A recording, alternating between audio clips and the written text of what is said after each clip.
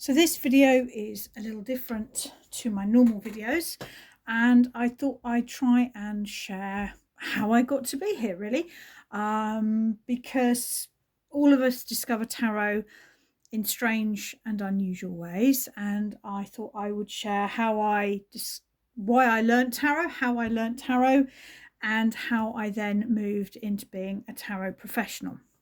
So basically, I was never interested in the tarot. Let's put that very clear. I was interested, as you can probably see by my desk underneath me, I was interested in the runes and Norse mythology. And so in 1999, and I hope this comes out clearly, I moved there. That was my house. It's on the island of Sanday in Orkney, and I moved specifically to Sanday in Orkney to learn the runes, rune lore, Norse mythology, Norse shamanics, using a technique called lock, which is a chant, and side, which is an altered state of perception.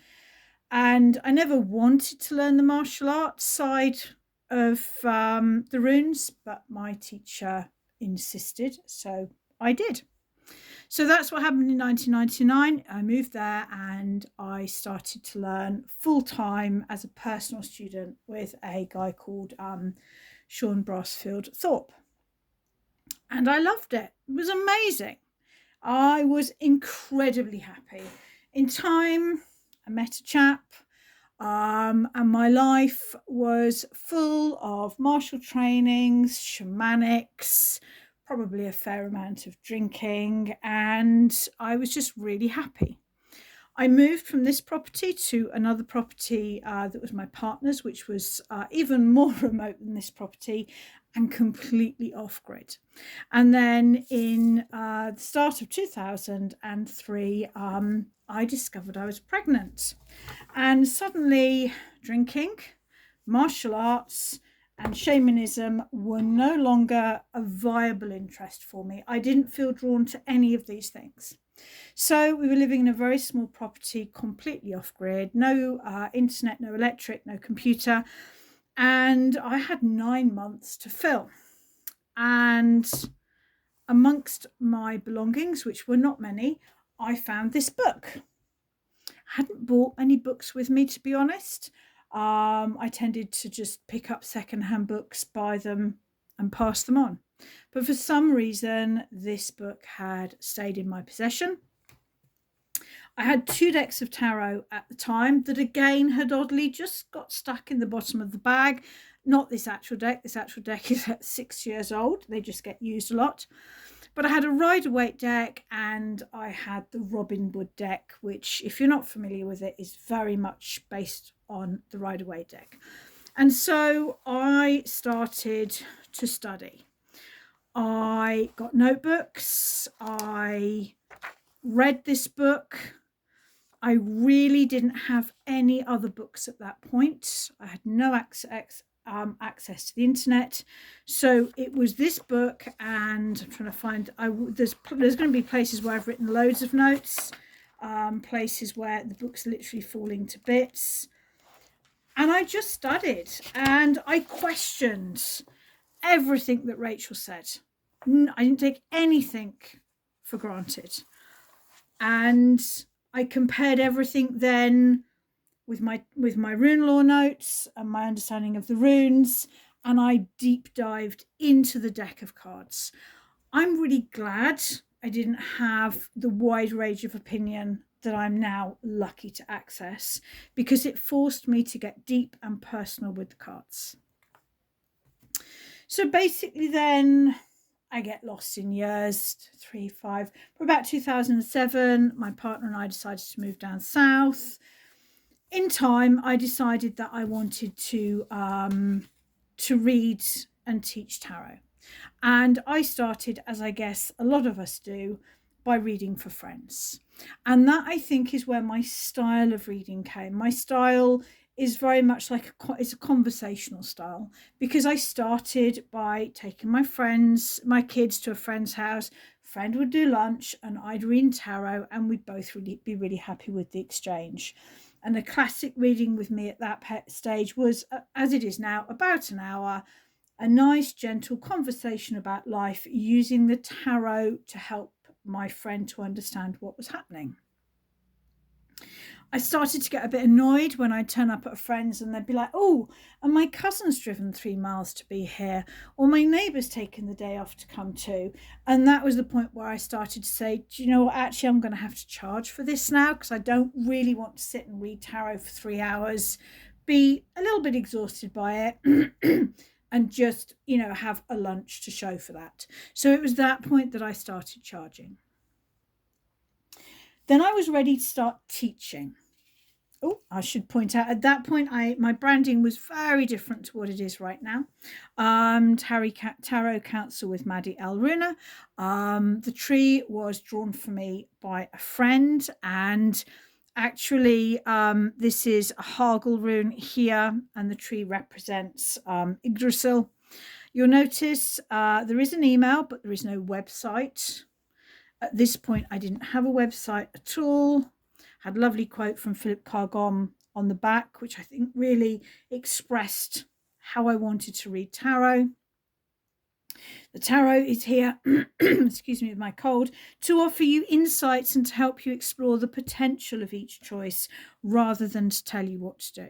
And so that was my branding, that was my card, and I just put this card everywhere. I would drive around post offices, farm shops, just leaving piles of cards wherever I could.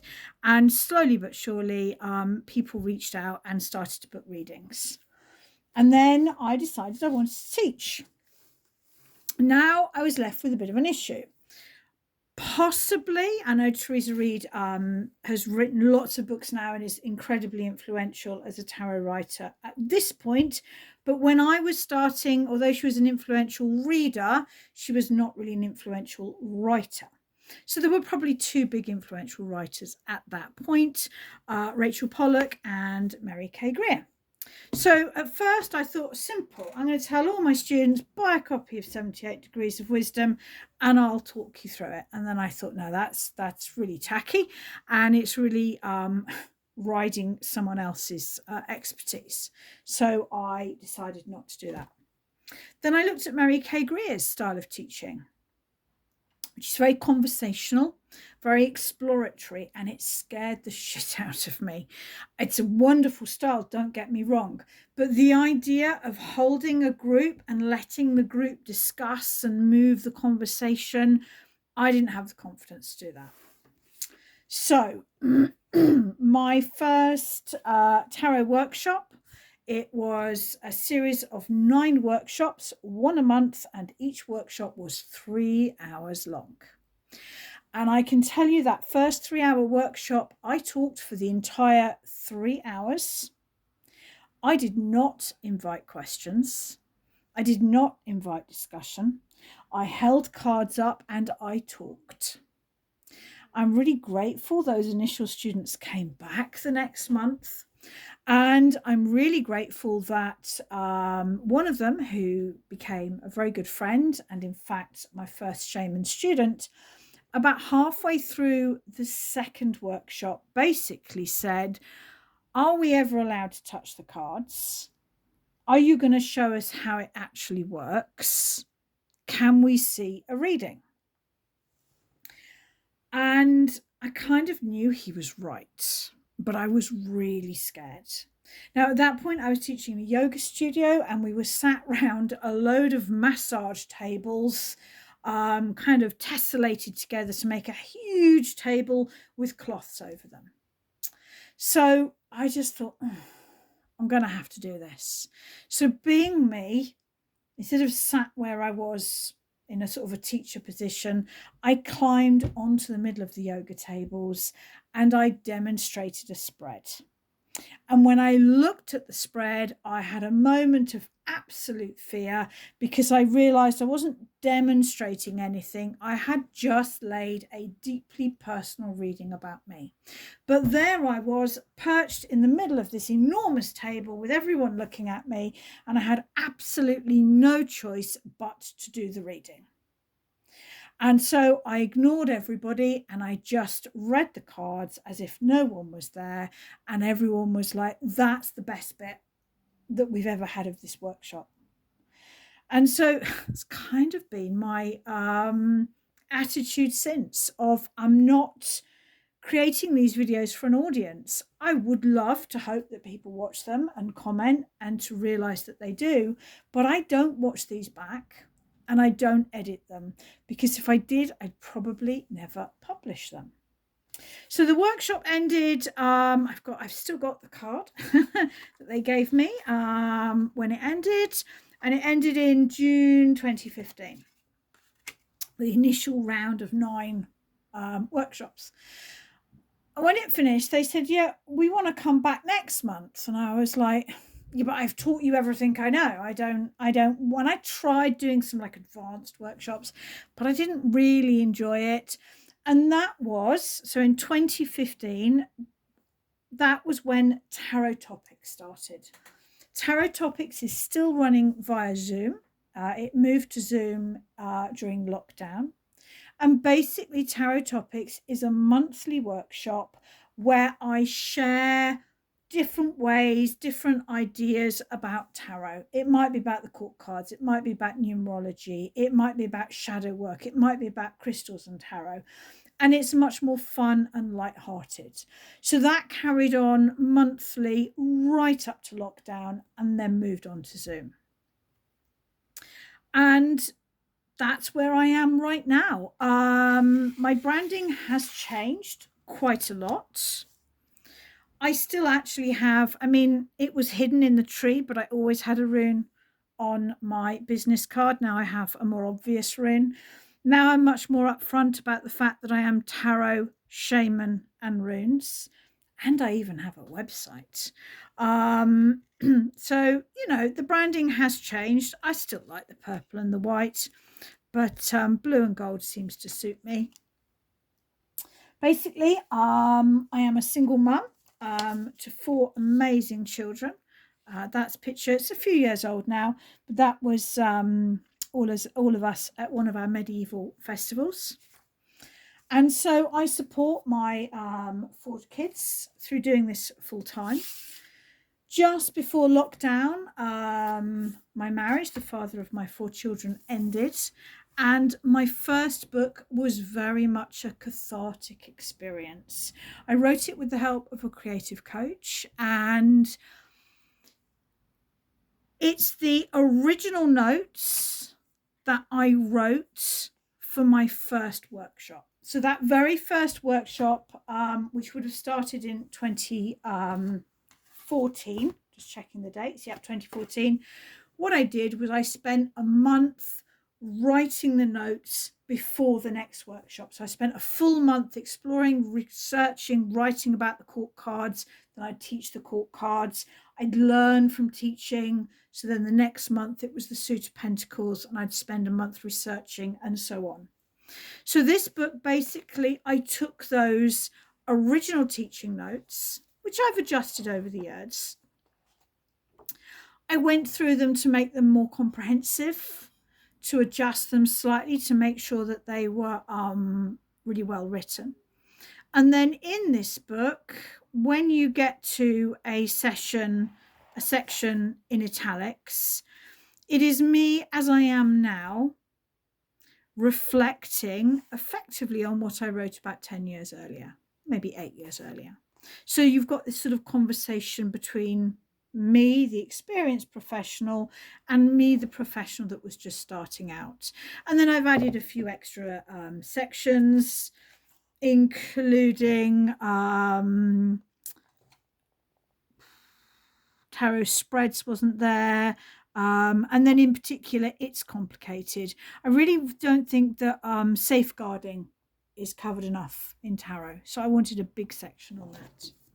So that was my cathartic, and it's a big book. It's a wordy book. It's a story as well as a tarot guidebook. And I'm pleased with it. The rune book I wrote partly because several people had asked for it, and also partly just to get it out of my system and done. As you can see, it's the complete opposite. It's more of a booklet than a book. And basically, you've got 2 pages on each of the runes. You've got the deities. Here's the Norns that I was taught to associate with the rune. You've got the rune poems. You've got some personal reflection on the rune itself. And then if you're interested in rune reading, you've got some keywords. And it's very much a starting point, a condensation of everything I know at this point, rather than a sort of a personal story. And that's where I am right now. I teach both the runes and the tarot online. I teach runes in person as well. And I just love both. Runes, I guess, is my soul path. The runes are the energies by which I live my life. And tarot is a really practical tool to help me to connect with another person. I always feel that I am a shaman who happens to read tarot rather than a tarot reader. And I am still learning. And one of the reasons that sort of 8 years on, I am still teaching my tarot topics is because every time I research and teach for my monthly workshop, I learn a little bit more as well.